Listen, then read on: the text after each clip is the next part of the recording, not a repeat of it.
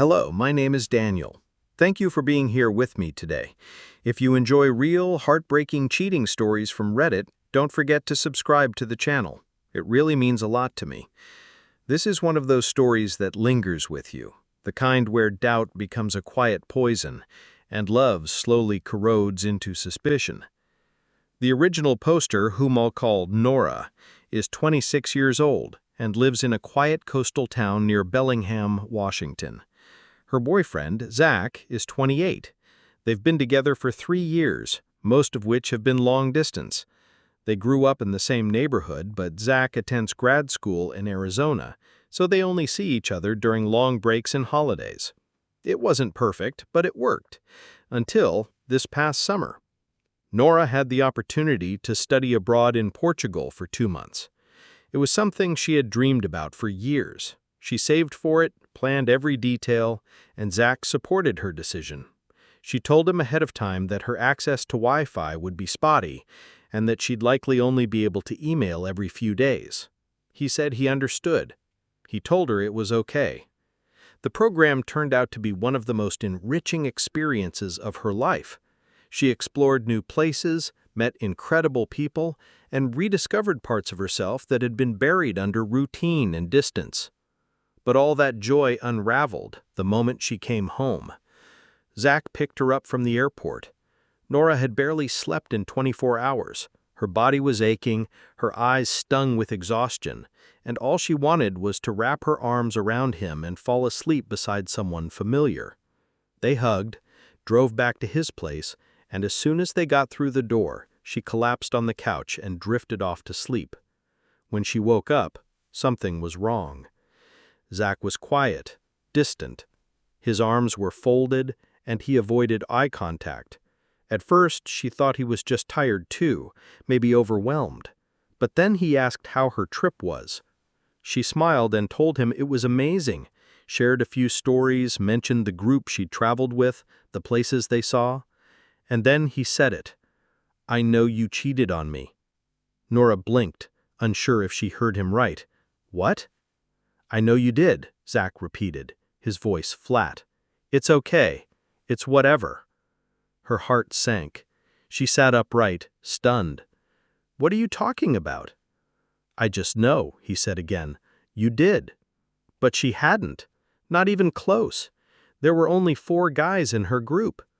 2 had long-distance girlfriends, 1 was very openly gay, and the last had been hooking up with another girl from the program since day 1. Nora explained all of this. She even named names, laid out where they stayed and what they did, hoping facts would cut through whatever fog had settled over Zach's mind. But he wouldn't hear it. He just kept repeating, "I know you cheated." She reached out to a few people from her trip just to be sure no one had said anything that could have been misunderstood. Nothing. Everyone was just as confused as she was. No one had contacted Zach. No one had said anything that would explain this. She asked him, "What exactly do you think I did? With who?" "I don't know. Maybe someone from your group. Maybe a local." That's when the sadness hit her. Not just because he didn't trust her, but because she couldn't figure out how to fix this. He said he didn't care, but he clearly did. He kept bringing it up like it was a splinter he couldn't stop picking at. Nora told him the closest thing she did that might even resemble flirting was dancing with her gay friend at a small club. That was it. 1 dance, nothing more. But Zach wouldn't let go.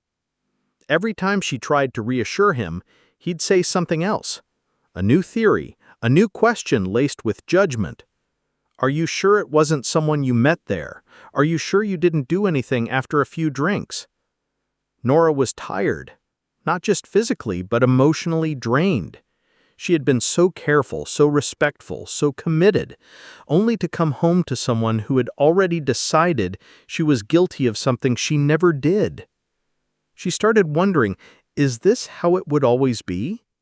Would every trip apart end in accusations? Would every argument circle back to this imaginary betrayal? Was this worth staying in? She loved him. She really did. But this wasn't love. This was something else. something darker, and she didn't know if she could carry it anymore. Nora sat alone in her room that night, staring at the dim reflection in her bedroom window. The silence wasn't peaceful. It was the kind that hums with questions you can't shut off. What hurt the most wasn't Zach's accusation anymore. It was the way he looked at her now. Like she was a version of herself he had already rewritten in his mind. One she didn't recognize, one that betrayed him. The trust, once quiet and unspoken between them, felt dead. She kept rereading the comments on the post she had made.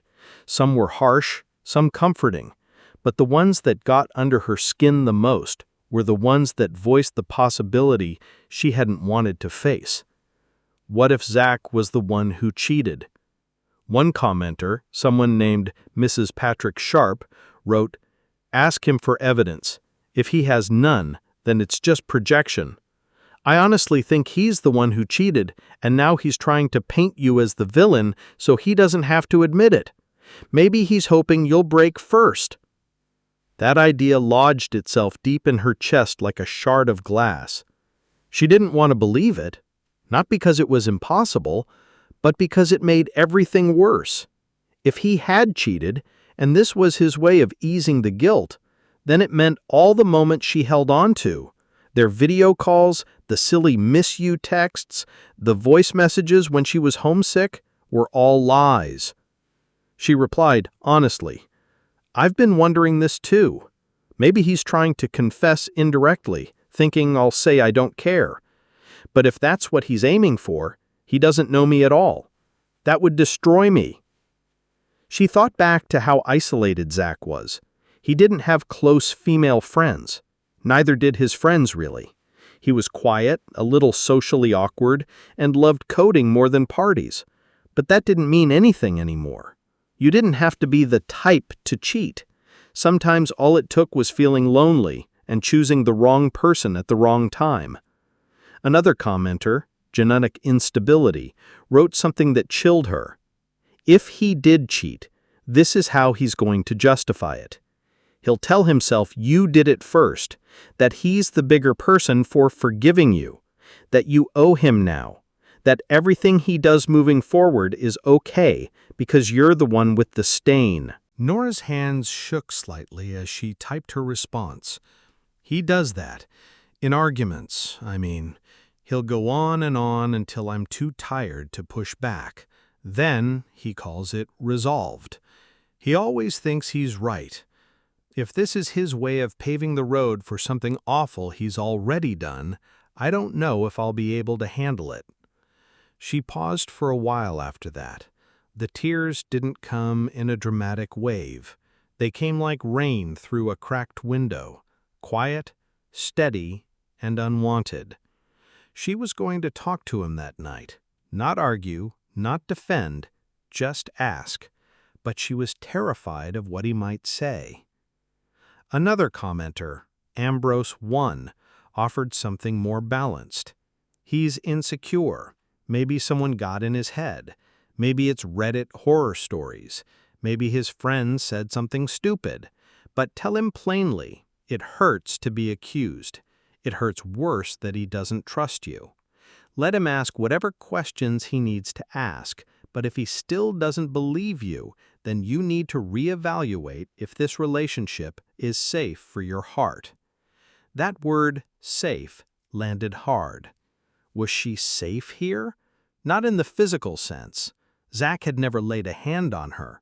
But emotionally, was this a space where she could be herself, make mistakes, grow, be away for 2 months and come home without having to defend her character like she was on trial? She typed back, "That's what I need to figure out. If he's just scared and spiraling, I want to help him.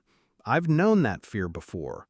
But if this is a manipulation, a game, a setup to shift blame, I won't play it. I can't." Another user asked directly, "Did he cheat on you?" Nora didn't respond right away. Eventually, she wrote, "I don't know. I've started to think maybe he's hoping if I tell him he cheated, I'll say it's fine because he thinks I did too. But it's not going to happen. I didn't, and I won't lie and say I'm okay just to make him feel better. One last reply stood out. It was simple. If someone thinks you cheated and keeps saying it's fine, but brings it up over and over, it's not fine, and they're not okay, and they don't trust you. Nora closed her laptop and sat back in bed. She stared at the ceiling, not thinking, not analyzing, just feeling that slow, steady ache of something breaking, not all at once, but piece by piece. And the worst part was knowing it might not be repairable. Nora didn't think she'd ever truly be okay if Zach continued to believe she had cheated. The accusation itself was one thing, but the fact that he kept holding on to it day after day, month after month, it made her feel like a stranger in her own life. Like her name had been replaced with a lie that wouldn't go away. "Who do you think I am?" she kept asking herself. One commenter had suggested something that made her stomach turn. They wrote, "With the timing of how angry he got, I think he might have snooped. Maybe he saw a picture on your phone or a message he misunderstood. Maybe he made something up in his head after seeing something innocent and turned it into a story he could believe." Nora remembered that night so clearly. She had fallen asleep as soon as she got to his apartment. He was there with her. He didn't think he'd gone through her things, but then again, what if he had? What if he'd woken up, scrolled through her inbox or browser history while she slept, and found something he twisted into evidence? Still, she hadn't brought her phone with her on the trip. She left it behind and used a small travel laptop only for group emails. If Zach had found anything, it would have been from before she even left. Maybe even something harmless, an old message, a group chat, a photo she forgot to delete. She admitted, quietly, "I'm going to double-check everything, just to be sure. Even though I know there's nothing there, part of me still wants to understand what set him off."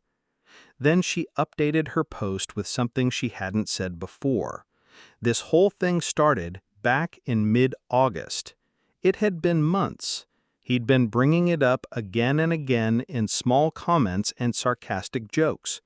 Every time they spoke on the phone, every time he texted something sweet, only to follow it with a bitter, "You probably told him that too, huh?" Last night she'd had enough. She asked him to come over. He was home for a few days dealing with a family emergency, so she figured now was the time to confront it head on. When they sat down in her living room, the air between them was thick. Nora didn't waste time. She looked him in the eye and said, "You need to stop. You keep accusing me of something I didn't do, and I'm exhausted. Either you believe me or you don't, but you can't keep doing this."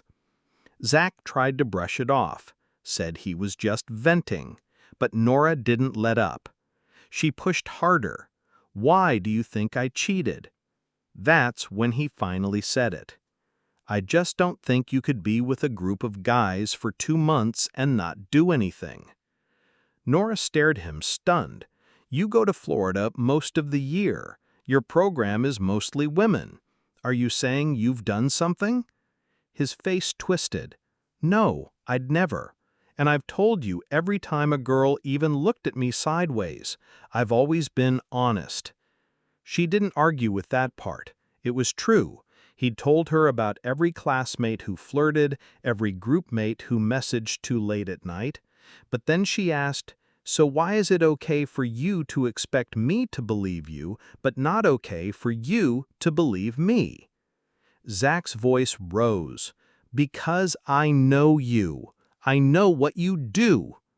It was like a slap. Something inside her finally cracked. "If you don't trust me," she said, her voice trembling, "and if you really think that little of me, maybe we shouldn't be together anymore." He stood up then, pacing, angry, unhinged. "See, I knew it. I knew you cheated." She'd had enough. "Just go." He stared at her, then asked, "Are you breaking up with me?" She didn't know what to say. Saying yes felt dangerous. Saying no felt dishonest. So she said no, not because she meant it, but because she knew if she said yes, he might not leave. But the truth was already sitting in her chest like a stone. She knew it was over. She just hadn't said the words out loud yet. After he left, she called his brother. They weren't especially close, but they talked sometimes, and she needed someone who knew Zach beyond the surface. His brother was quiet for a while. Then he said, "Yeah, that sounds like him." And then he started to tell her things. Zach's last girlfriend cheated on him, his first real relationship. It had wrecked him. Since then, he saw betrayal in everything. But there was more. His brother told her that Zach had serious anger issues, that he had punched holes in walls, that he once threw a chair during a fight with his mom, and that when he was 20, he ran away from home after losing an argument and told his mother to die when she took his brother's side. There were smaller things, too. The way Zach would say he never wanted to leave his parents' house, how he wanted to make YouTube videos for the rest of his life, and didn't see a future beyond that. And for the first time, Nora let herself consider the full picture. Not just the boy she loved, but the man he was becoming. And it scared her. Nora sat by the window that morning, watching the clouds roll over the coastline like they always did. The silence in her apartment felt different now, less like peace and more like aftermath. Her phone sat on the table beside her, the screen blank, but her heart still thudding with the weight of what she'd done. She'd ended it. She had called Zach the night before and told him it was over. Her voice didn't shake. There were no tears on the phone, no yelling, no begging, just finality, the kind that comes when something inside you stops hoping. She didn't want to do it. She still loved him. That part hadn't changed. But she couldn't stay with someone who saw her as the villain in a story she never wrote. She hadn't betrayed him, but he chose to live like she had. And now she was choosing not to live with that. They'd been together for 3 years. It was hard to let that kind of time go, but even harder was realizing how little had changed. Zach still had no real direction for his life. Every time she asked what he wanted to do after graduation, he'd shrug and say, "I don't know." He wanted to stay at home, keep making silly videos for YouTube, and pretend the rest of the world didn't exist. She couldn't build a future with someone who wasn't interested in having one. After the breakup, Nora updated her post and tried to respond to some of the people who had been kind enough to comment. She didn't get to everyone, but she read everything. A few asked the question she had been dreading. How did you not see the red flag sooner? The truth was, she had, just not clearly. The long-distance nature of their relationship had always blurred things. It made his dismissiveness feel like distance, his coldness feel like tiredness, and his accusations feel like insecurity. She had made excuses. And now with everything his brother told her about the anger, the outbursts, the cruelty toward his own family, it all made sense. She also took a moment to reflect on something she regretted. In an earlier comment, she had referred to Zach's ex-girlfriend in a harsh, careless way, calling her crazy, referencing her drug use like it defined her. But the truth was more complicated. That girl had once been her friend, and while she had done some harmful things, Nora knew now how wrong it was to throw those words around like labels. She apologized, not just to the commenters, but to herself. "I was jaded, hurt maybe, but using someone's lowest point as an insult was cruel, and I'm sorry for that. Drug use doesn't mean crazy. Mental illness doesn't mean evil. I let my frustration speak louder than my empathy. But even with that weight on her conscience, there was no escaping the truth. This relationship had to end. What was the alternative? Staying with a man who would carry the belief that she had cheated on him for the rest of their relationship? Staying with someone who would bring it up during every disagreement, who would weaponize her innocence as if it were guilt? She imagined it. Holidays, anniversaries, trips, always with that invisible wall between them. Him saying he forgave her, her resenting that she ever had to be forgiven. It would have destroyed her. And what made it worse was the hypocrisy. When she finally turned the question around, "Are you accusing me because you've done something?" Zach exploded. He was outraged, furious. How could she even think such a thing about him? And yet, he'd been thinking exactly that about her. That moment, more than any other, made her realize they were standing on opposite sides of something they'd never be able to cross. He couldn't trust her, and she couldn't unsee what that said about him. So when his brother told her everything, that Zach had told his own mother to die, that he'd lashed out violently when he didn't get his way, that he was still clinging to the identity of an angry boy in a man's body, it wasn't shocking. It was just sad. Because Nora had loved him, not for what he did or didn't do, but for who she thought he was, for who he could have been. But the man she loved wasn't the one she was with anymore. Maybe he never had been. So she let him go. And as the clouds rolled heavier over the bay that afternoon, Nora sat alone, heartbroken but calm. She didn't know what came next, but she knew it wouldn't involve someone who built his love on suspicion and silence. And for now, that was enough. Nora hadn't expected the silence to fall so quickly. The moment the words left her mouth, words she hadn't even planned, just spilled in frustration and sorrow, the entire backyard went quiet. Conversations dropped mid-sentence. Glasses were held mid-air, and her mother's face flushed a deep, unmistakable red. She had looked her in the eye and said it, voice shaking but steady enough. "I can't believe you're dumping all your responsibility on Elijah." Her mother knew exactly what she meant. Instead of denying it, she laughed awkwardly and told Nora to relax, said Elijah didn't mind, that he liked it, that it gave him purpose. Nora didn't back down. She said, "He was sobbing," she said quietly. "He was in his room holding a baby that wouldn't stop crying, the formula spilled on the rug, the pile of used diapers, his trembling hands. He said, 'I tried everything. She won't stop. I don't know what else to do.' That wasn't a break. That was neglect. And the worst part was how familiar it felt. She'd seen the signs before, years ago when Elijah was still a child and their youngest sister had been born. Their mother had leaned on him then, brushing off her responsibilities and calling it helping. But helping had turned into raising. Now it was happening again, and no one was stepping in. People online weighed in after Nora shared what happened. Some wondered if she had been a better way, if she should have taken her mother aside privately. Maybe she could have. Maybe it would have spared the embarrassment. But deep down, Nora knew the truth. It wouldn't have changed anything. Her mother only listened when the audience was too big to ignore. One commenter put it bluntly, "You didn't humiliate her. Her behavior humiliated her.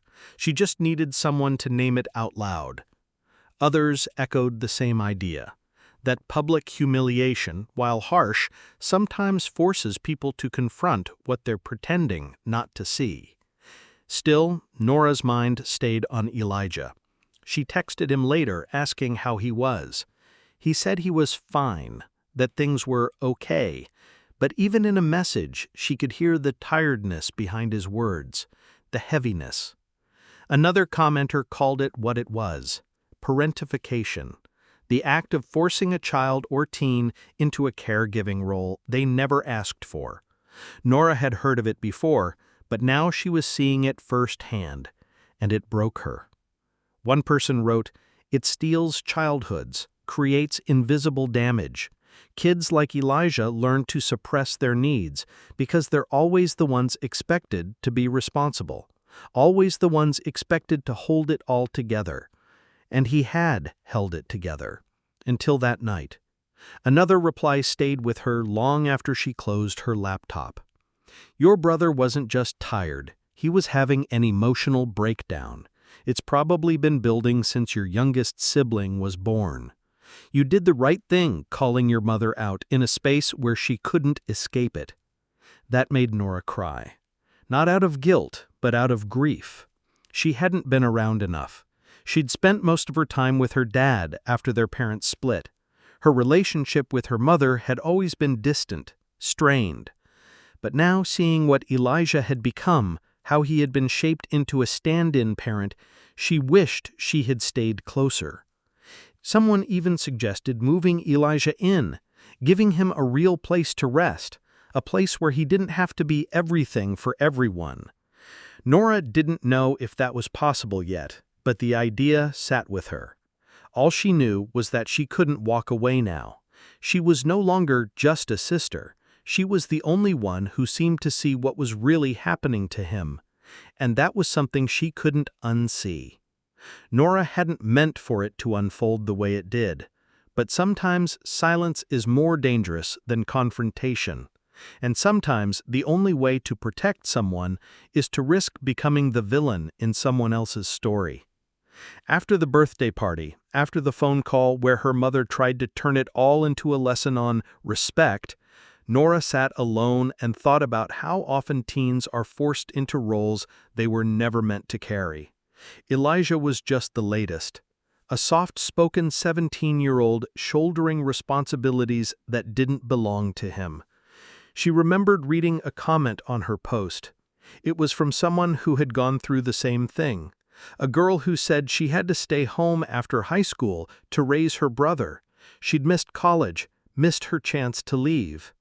And the brother she had taken care of was older than Elijah when she was first made into his caretaker. It wasn't an isolated story.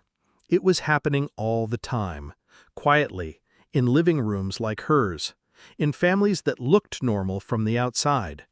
It was something no one noticed until it was too late. That night she couldn't sleep, so she walked down to the shoreline, past the homes that flickered with warm yellow light, past the closed bookstore and the empty coffee shop that always smelled like cinnamon, and she thought of a story from her childhood, something she hadn't remembered in years. She'd been maybe 10, maybe 11. Her dad had given her $5 to buy some candy at the gas station down the road. It was a summer afternoon, and she remembered the feel of the wind against her skin as she pedaled her bike across the old baseball field next to the skating rink. There were people everywhere. Kids kicking a soccer ball, families with picnic baskets, teenagers lounging in the grass. She passed them all, not thinking much, until she saw a man walking a dog. Something about him felt off. His clothes were dirty, baggy, his shoulders hunched in a way that looked like he was always bracing for a fight. A woman walked beside him, quiet. The dog, medium-sized, golden-colored, pulled ahead on the leash, excited, innocent. Then the man yanked the leash back hard and kicked the dog. Once, twice, a third time. Each time the dog yelped, Nora flinched. She remembered how her hands tightened on the handlebars, how her heart started pounding, how her legs suddenly felt too weak to pedal. She looked around, dozens of people, grown adults, but no one said anything. No one moved. A couple even laughed quietly like it was some kind of joke. And Nora had never felt so helpless. She didn't have a phone. She didn't have a voice that carried. She didn't know what to do. So she started yelling, screaming at the man from across the field. "Stop! Leave him alone! What's wrong with you?" He didn't respond, just kept walking, dragging the dog behind him. So she did the only thing she could think of. She rode her bike in circles around them, over and over, screaming, swearing, trying to draw attention. "Stop kicking him, you coward!" Her voice cracked, but she didn't care. The couple ignored her. The man gripped the leash tighter, pulled the dog harder. They kept moving, trying to get across the field and into the trees on the other side. That part of the path led to a tunnel beneath the train tracks, a dark, overgrown stretch that felt unsafe even in daylight. Nora followed them halfway, but when they disappeared into the tunnel, she froze. Her courage ran out. She was just a little girl on a bike. She didn't know what they might do if she followed. So she stayed there, heart racing, chest burning. That's when a woman came up to her. Middle-aged, kind face. She placed a hand on her shoulder and said, "I saw what happened. I called the police." And just like that, the pressure in her chest eased a little. But the memory never left her. That day taught her what it meant to feel powerless, what it meant to witness something wrong and not know how to fix it, what it meant to speak up anyway and have no idea if it helped. Now, years later, standing in the dark on a quiet Washington street, she felt that same helplessness creeping in. Elijah was still in that house, still carrying weight no child should have to carry. And she still didn't know how to fix it. But at least now she knew this: silence helps no one. And even if her words didn't land perfectly, even if they stung, they had come from the same place they always had. A heart that couldn't stand to watch someone suffer. Not again. Nora still wonders what happened to that dog. She wonders the same about Elijah sometimes, on quiet nights when the wind hums against the windows. She hopes someone stepped in. She hopes the silence didn't win. Maybe that's what hurts the most, never knowing for sure. But she spoke up, even if her voice shook, even if it cost her something, even if it changed nothing. Because sometimes all you can do is try. Sometimes that's the only way to live with the helplessness. By refusing to look away. By refusing to be one more person who said nothing. In today's world, emotional manipulation and toxic relationship dynamics don't always come with clear warning signs. They can look like protectiveness, like concern, even like love, until they don't. Zach's constant accusations, his unpredictable anger, and his inability to trust Nora, despite her honesty, are all red flags. When someone repeatedly questions your truth, denies your reality, or makes you feel guilty for their insecurity, it's not love, it's control. If you're in a relationship where trust has become one-sided, where you're constantly defending yourself for things you haven't done, or where someone rewrites the past to serve their own guilt, take a step back. Write down how the relationship makes you feel. Talk to someone outside the situation. Most importantly, remember, it's not your job to carry someone else's emotional damage, especially when it begins to damage you.